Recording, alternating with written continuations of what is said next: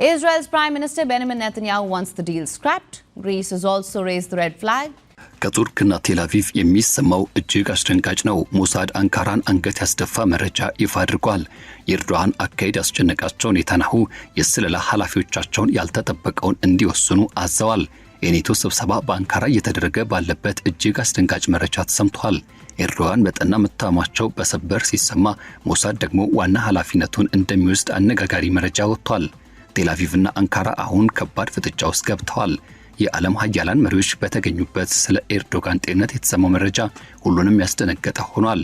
ትራምፕ ከቱርክ ጋር ከእስራኤል ያለገለለ ብሎም ደግሞ ከፍተኛ የተባለ ወታደራዊ ስምምነት ባደረጉበት በዚህ ማግስት የደረሰባቸው የጤና እክል ሞሳድና ትራምፕ ከቱርክ ጋር እስራኤልን ያገለለ ከፍተኛ ወታደራዊ ስምምነት ባደረጉበት ማግስት የደረሰባቸው የጤና እክል ሞሳድና ዋና ተጠርጣሪዎችን አድርጓል። መረጃውን በሰፊው ይዘነዋል። ቻናሉን ሰብስክራይብ በማድረግ እይታዎትን ይጀምሩ። ቪዲዮ ላይክ ማድረግ ደግሞ ቀዳሚ እርምጃ ያድርጉ። መልካም ቆይታ። መካከለኛው ምስራቅ የፖለቲካ የኃይል ሚዛን አሰላለፍ ልክ እንደ በረሃ አሸዋ በየጊዜው የሚቀያየርበት የሴራና የውጥረት አዙሪት ውስጥ ነው።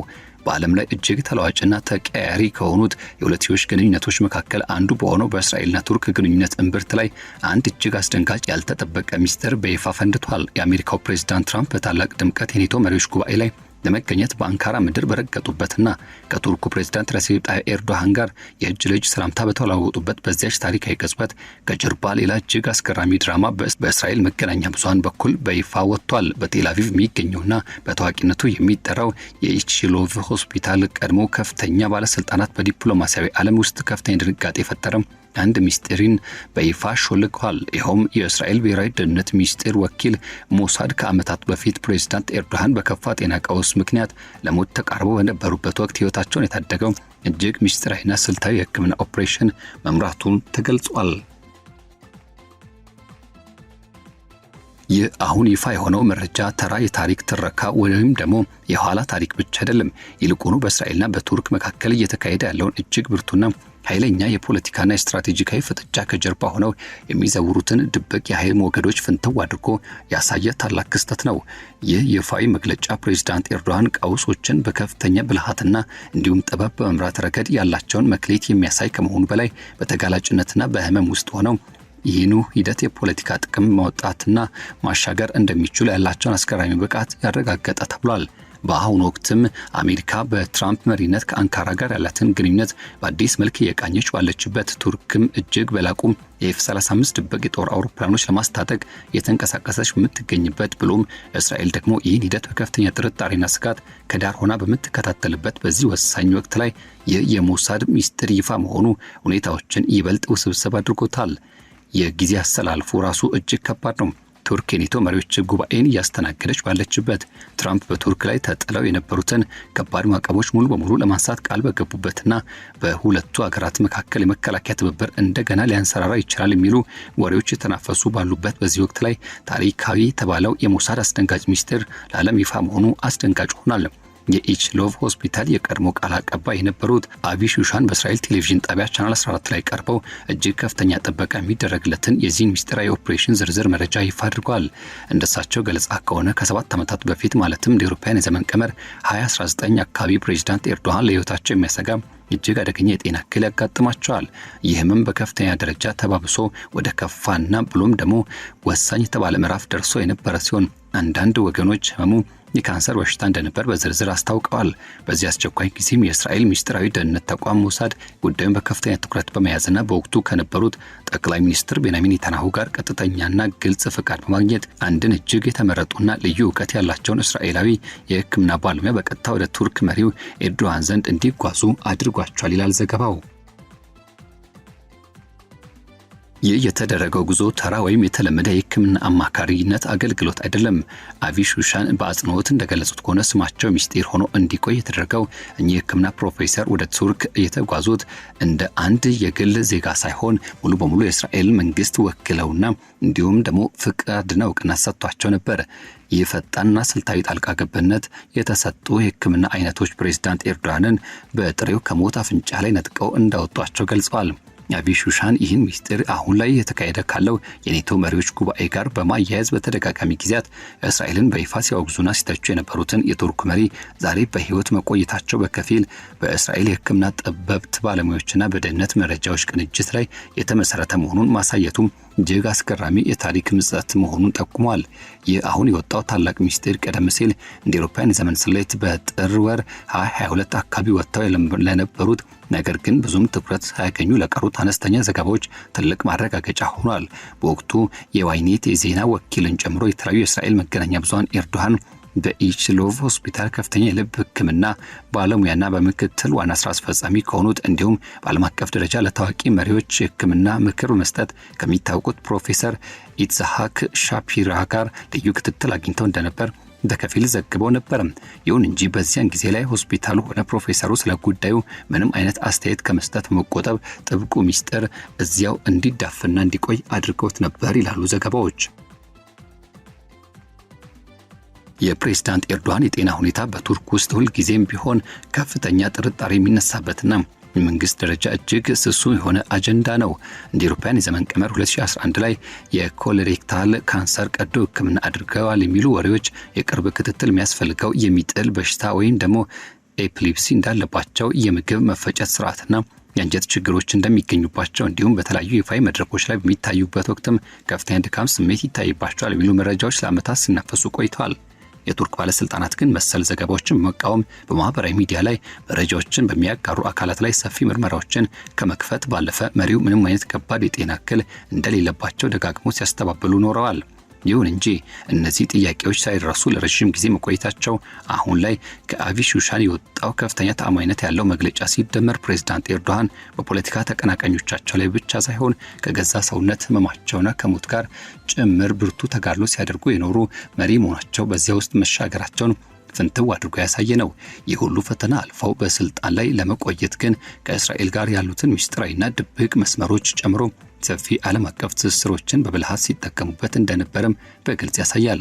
ሞሳድ በዚህ ሂደት ውስጥ የነበረው ተሳትፎ ጉዳዩን ከተራ የሕክምና ታሪክነቱ አውጥቶ ወደ ውስብስብ ጂኦፖለቲካዊ አስደናቂ ትረካነት ቀይሮታል። በዓለም ዙሪያ የሚከናወኗቸው ደፋርና አስገራሚ ኦፕሬሽኖች የሚታወቀው ይህ ተቋም በይፋ ከፍተኛ ትችት ለሚያወርድበትና የአካባቢው ዋና ተቀናቃኝ ለሆነ መሪ ህይወት ለማዳን ጣልቃ መግባቱ በዓለም አቀፍ ዲፕሎማሲና መንግስታት ግንኙነት ውስጥም ስላለው ተግባራዊና አንዳንዴም እርስ በርሱ የሚጋጭ እውነታ ጋር ብዙ ነገር የሚነግረን ነው።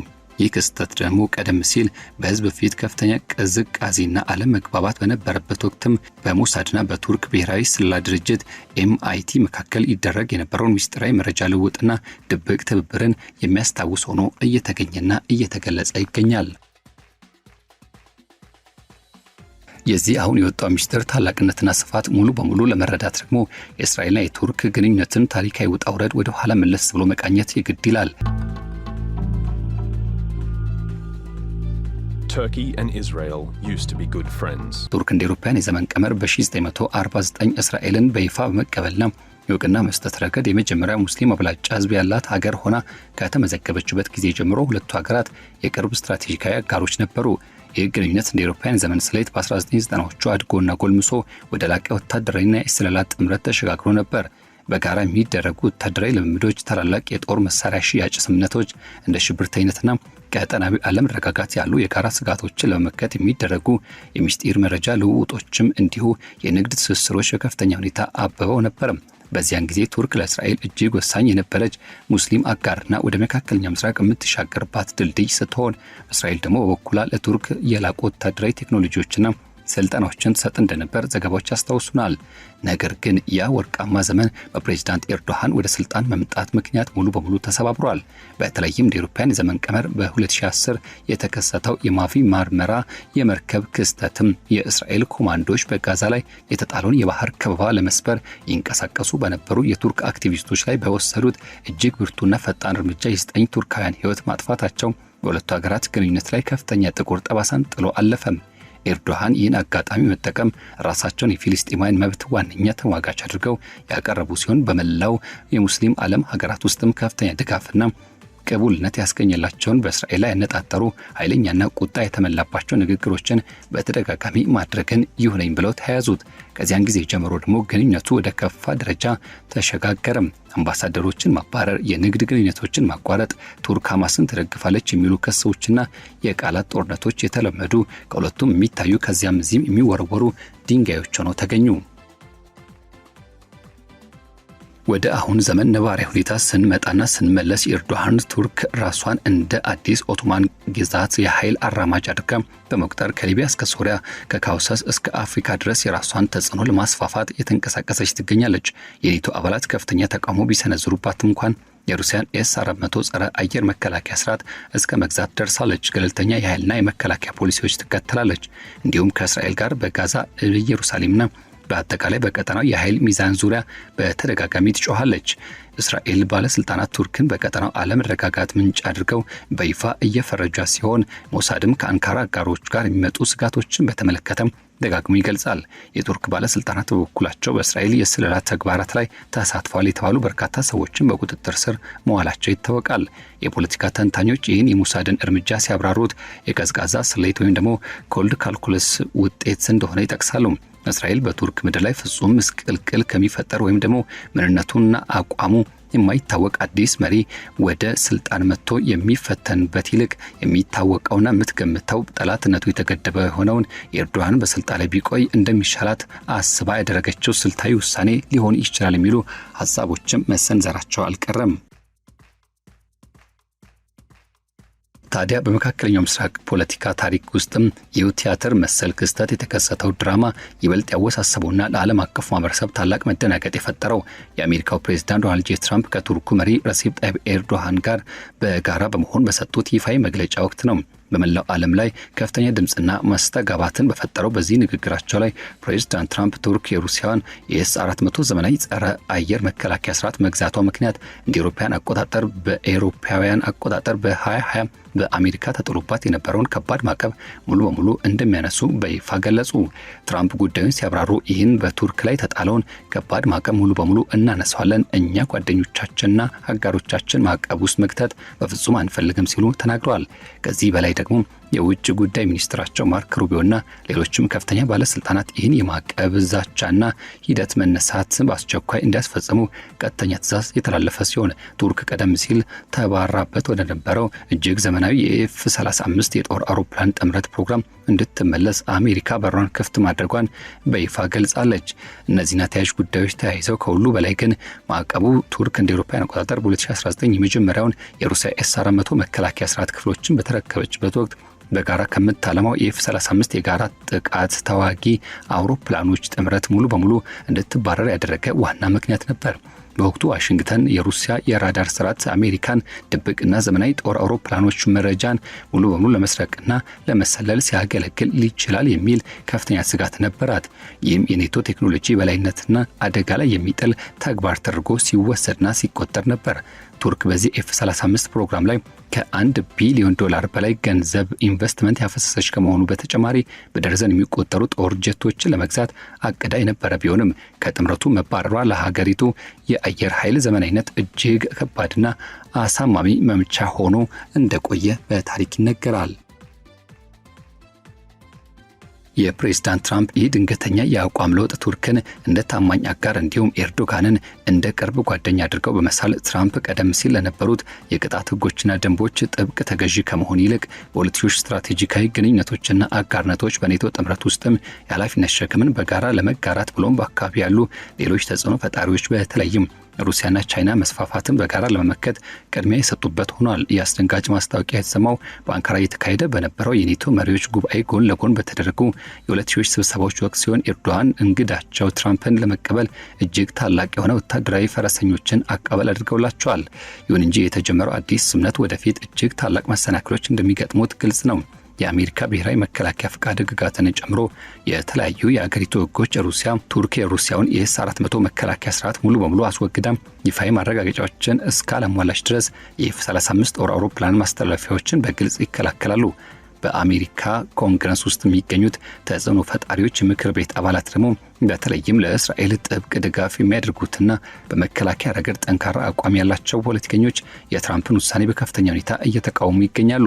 ከዚህ በላይ ደግሞ ግሪክ፣ ቆጵሮስና ሌሎችም የአካባቢው ቀጠናዊ ተዋናዮች ቱርክ በዘመናዊ ጦር መሳሪያ እንድትታጠቅ መደረጉን በመቃወም ከፍተኛ ስጋታቸውን እየገለጹ ሲሆን ለዚህ በኤዥያን ባህር ላይ ያለውን ከፍተኛ ውጥረትና ታሪካዊ ቅሬታዎችን እንደ ምክንያት ያቀርባሉ።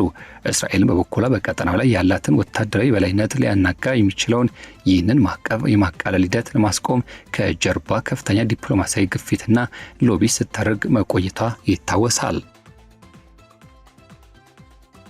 ይህ ክስተት ኤርዶጋንን በከፍተኛ አለመግባባትና ውጥረቶች ውስጥ እንኳን ሳይቀር ዓለም አቀፍ ታላቅ አያላን መንግስታት እንዴት የራሳቸውን ጥቅም አሳልፈው እንዲሰጡ ማድረግ የሚችል ብርቱ ኃይል ያህል መሆናቸውን የሚያሳይ ምስላቸውንም ይበልጥ ያጠናክርላቸዋል። በአገር ውስጥ ፖለቲካ ረገድም ይህ ስኬት ህዝቡን በአሁኑ ወቅት ላይ በአገሪቱ ውስጥ ካለው ከባድ የኢኮኖሚ ቀውስና ስለ ጤናቸው ከሚናፈሱ ወሬዎችና ከስልጣን ተተኪነት ሹኩቾች ላይ ትኩረታቸውን እንዲያዞርም ለማድረግ ትልቅ እድል ፈጥሮላቸዋል። የእስራኤልን ሞሳድ ህይወታቸውን ስለማዳኑ የወጣው ሚስጥራዊና የፕሬዝዳንት ትራምፕ በአሁኑ ወቅት ከፍተኛ ወታደራዊ ፖለቲካዊ ድጋፍ በአንድ ላይ መገናኘታቸው የኤርዶጋን ልዩና ወደር የለሽ ብርቱ ብልሃት ፍንትው አድርጎ የሚያሳይ ነው። ለበርካታ ዓመታት ኤርዶጋንን በተለያዩ ተቃራኒ ፖለቲካ መድረኮች ላይ በተሳካ ሁኔታ የራሳቸውን ጥቅም ሲያስከብሩ ኖረዋል። የኔቶ አባልነታቸው ከሩሲያ ጋር ባላቸው የቅርብ ወታደራዊ ትስስር ጋር እያመጣጣኑ በመላው ዓለም ላይ የእስልምና መሪነት ድምፅን እያስተጋቡ፣ በሌላ በኩል ደግሞ የቱርክ ብሔርተኝነት ናሽናሊዝምን እያራመዱ እንዲሁም እስራኤልን በይፋዊ መድረኮች ከፍተኛ የተባለ ቃላት እየኮነኑ በተመሳሳይ ሰዓት ግን ከገዛ እስራኤል ሕክምና ጥበብ ህይወት አድን መስመር ጋር ተጠቃሚ ሆነዋል። ይህ አይነት እርስ በርሱ የሚጋጨው ድርብ አቋም ስላለ ለእሳቸው ደካማነት ሳይሆን ፍጹም ጥንካሬ ምንጭ ነው ሆኖላቸዋል። ይህም በባለብዙ ዋልታም መልቲፖላር የዓለም ኃይል አስተላለፍ ውስጥም ጠንካራና የማይለዋወጡ ጥምረቶች ለኪሳራ የሚዳርጉበት በዚህ ዘመን ስሌት አገራቸው ሁልጊዜም አማራጭ ያላትና የምትንቀሳቀስበት ሰፊ ሜዳ ያላት እንድትሆን አስችሏታል። በቀጠናዊ ደረጃ የእስራኤልና ቱርክ ፍጥጫ ከሁለትዮሽ ግንኙነት እጅግ የሰፋ ነው። ቱርክ ለሐማስ የምታደርገው ግልጽ የፖለቲካ ድጋፍ፣ በኩርድ ታጣቂ ቡድኖች ላይ የምታካሄደው ተከታታይ ወታደራዊ ኦፕሬሽን፣ በምስራቃዊ ሜዲትራኒያን ባህር ክልል የምታደርገው የኃይል ፍለጋ ስምምነት እንዲሁም በሊቢያና በሶሪያ ላይ ያላት ከፍተኛ ተጽዕኖ የእስራኤልን ብሔራዊ ደህንነት በቀጥታ የሚጋፋ ድርጊቶች ናቸው።